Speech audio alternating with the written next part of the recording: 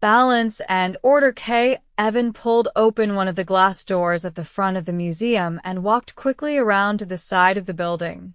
As he turned a corner, he saw with relief that Archie was still standing in exactly the same position. It looked like he hadn't even blinked, or breathed, for that matter. Kevin had been in the museum for at least 20 minutes. How did Archie do it? Kevin gave a stiff little wave and prayed silently that Archie would walk straight over, without meandering in front of the professor's window. No worries. Archie came toward him right away. "You are all right, young friend?" he called anxiously. "I'm fine, Archer." Even though it seemed silly to think of the museum as a dangerous place, it made Kevin feel good to know that Archie had been worried about him. And young friend, that was definitely progress. But what were they going to do next? The museum had been a real dead end, and Kevin didn't have any other ideas. Well, walking was better than standing still. He looked around cautiously. The parking lot was behind the building, with an exit to a side street. That would be quieter than the main road. There'd be less traffic. He led the way through the parking lot. "What of your mission?" Archie asked. "Did you discover the whereabouts of a sorceress? Or someone else who might be able to help me return to my people?" Kevin sighed. "No, Archer. I'm sorry. "I did talk to someone who knew some things about you, but he didn't know any sorceresses." Archie looked so downcast that Kevin tried to think of something to cheer him up. "Archer, I think it's very cool how you can stay in one position for so long," he said. "I wish I could do that." "It took a great deal of training," Archie answered. "Every day for many years. Not training the body so much as training the mind." "The mind," Kevin echoed. He'd noticed that listening and repeating what he'd heard from Archie was almost the same as asking a question. Better, really. Because Archie knew he'd been listening and couldn't get all insulted. "It is not easy to put into words," Archie said slowly. "But I shall try. I gather the movement from my limbs, my head and shoulders, from all the parts of my body. I form it into a ball, and I draw the ball down deep into my center. I keep it there, in my belly. When I feel I want to move, I do it there, within the ball. But the movement, the energy, is there should I have sudden need of it. I need only release it from the ball back into my body, in a single blink." Kevin nodded slowly. "I think I get it," he said, "but I still think it must be hard to do. As I've already stated, it took much time and work to achieve. But it may be that I also have a gift for this ability." Archie looked at him solemnly. "So many times have I been blessed by the spirits. To have received such great gifts means that I must give in return, to do my part in maintaining the balance of harmony in the universe." Balance of harmony, what the heck was he talking about now? "Therefore," Archie continued, "every moment that I am away from my people prevents me from doing what I am destined to do. I must find a way to return home."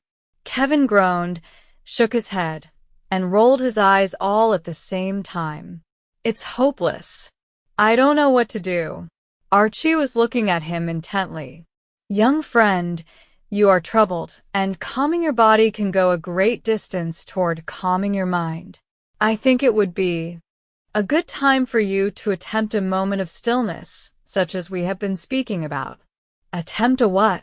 Kevin was too discouraged to try to make the question a non-question. "Stand so." Archie stopped right where he was there on the sidewalk and faced him. Kevin sighed and did the same. "Make your breaths long and slow.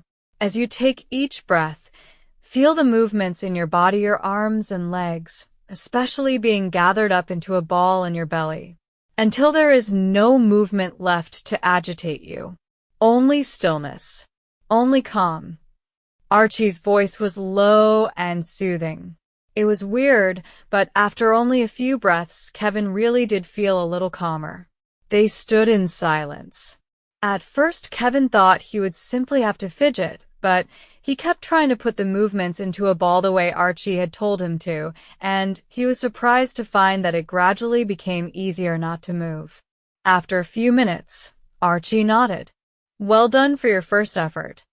I perceived only the slightest movement in your lower body." It was true. Kevin had shuffled his feet a little at the beginning.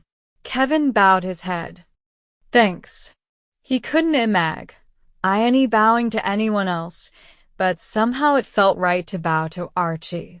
"Now then," Archie said, "with your mind calmer, perhaps you will now be able to think about what is troubling you in a more orderly manner." More orderly, that was a funny way to put it.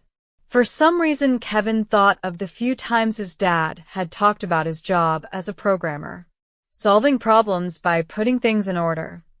Wasn't that what he'd said? Something about sorting out the essential stuff and getting rid of whatever wasn't necessary. And then creating commands and making sure the commands ran in a logical sequence. His dad had explained this a couple years ago when Kevin started playing a lot of computer games. Kevin had thought he might like to write his own game and had asked his dad about programming. But it turned out that basic programming, what he had to learn first before he got to the cool stuff, was really boring. He'd sat through 1 or 2 dull sessions with his dad and then given up. His dad had seemed a little disappointed that Kevin wasn't more interested, but hadn't pushed him to continue. Archie looked at him encouragingly. "Come now. It is clear to me that you have an unusual ability to communicate with the spirits. They have doubtless already told you what you need to know. There remains only for you to hear what they have told you in the right way. Archer, you have to understand something. I don't have any special kind of ability. Anybody could do what I did with the spirit box." Archie frowned, then shook his head. "No, young friend. You have communicated with the spirits. You have taken considerable time and even left your home on behalf of a stranger. These are things that not everyone would have done. I feel quite certain that you are the one fated to assist me in my quest." He nodded firmly. "He's counting on me." That was a good feeling. "I don't have a clue." That was a not-so-good feeling. "But he's counting on me. At least I have to try." For the first time since Archie had thumped down onto the floor of the bedroom, Kevin tried to get his thoughts organized. He started by sorting through the things he'd learned about Archie. In his head, he made 2 columns: essential and non-essential, the way his dad had showed him in basic programming. Of course, he didn't really know what was essential and what wasn't, so he changed the headings to important and not so important. Important: he's a king. He's from Korea. He's a great archer. He's got a special thing for animals. Not so important: he brought chopsticks to Korea. The animals he's told me about are tigers, boars, dogs, horses. He likes farmers and fishermen. That seemed like a good start. It was funny, now that his thoughts were more organized, Kevin really did feel a little less lost.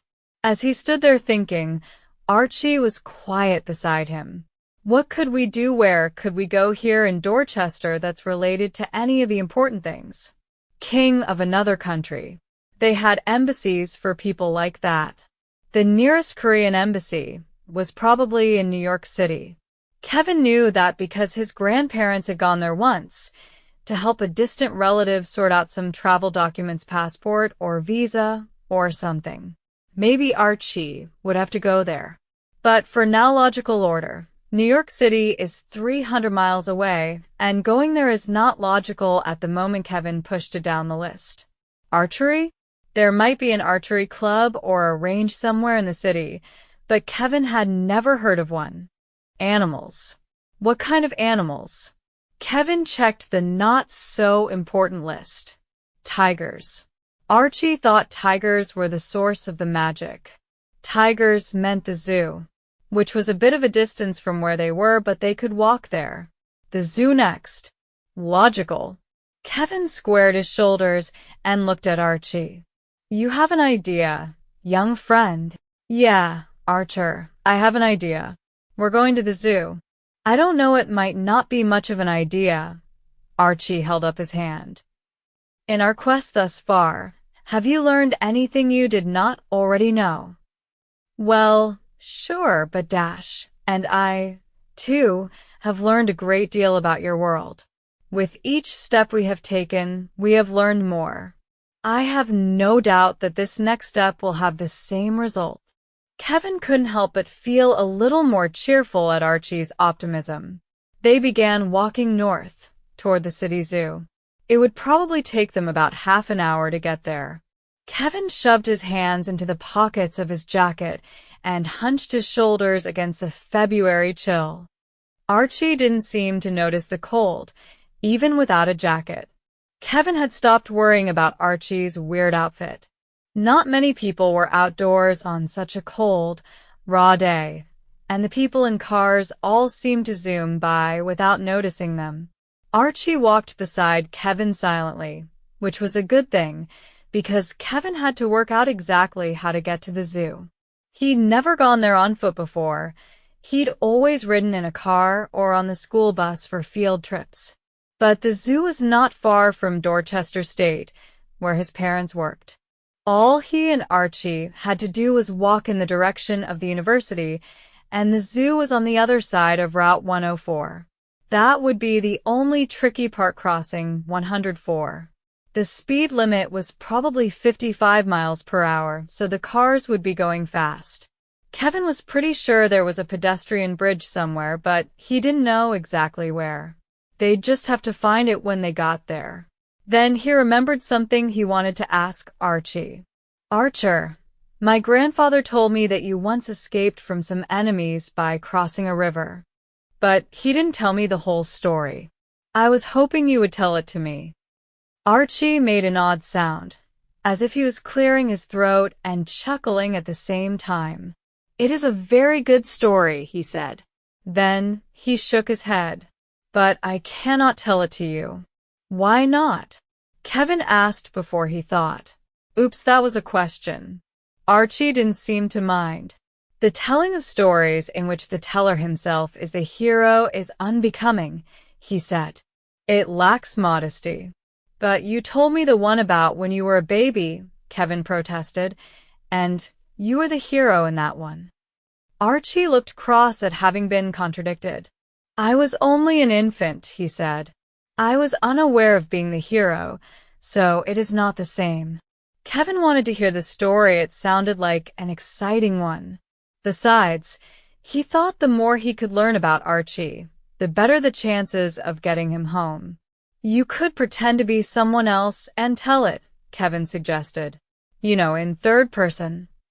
His English class had been studying narrative voice. Like, if it was a story about me, I'd say, Kevin did this and Kevin did that and Kevin did blah blah blah, and it would be me telling it, but it would be like I was telling it about someone else. Get it? He said breathlessly. Blah blah blah? Archie shook his head. It seems the stories of your world are strange indeed. But there is truth in what you say. The subject of a story can tell it in a way no one else can. Besides, it might help us pass the time on our journey. Very well, I will tell it as you suggest. They were now walking past Westland House, one of Dorchester's landmarks. It was a famous photography gallery, and its grounds were laid out like a miniature park. In the spring there were lots of flowers and nice green bushes, but now everything was mud-colored. Brownish grass, bare branches, patches of muddy snow. There was hardly anyone else around, just an old man in a dark overcoat and hat strolling slowly along a path across the grounds. Kevin put himself into what he called listening mode. There was ordinary listening, and there was ignore mode, too, when he made his face look like he was listening but let his mind wander to other things. Ignore mode was handy sometimes, especially if his mom was lecturing him. There was one more switch in Kevin's brain. It went along with his listening mode, but he didn't always use it. It was listen and record when he was really interested in something and wanted to remember it, like when Jason told him about shortcuts or secret codes to a video game. That was the one he'd use now.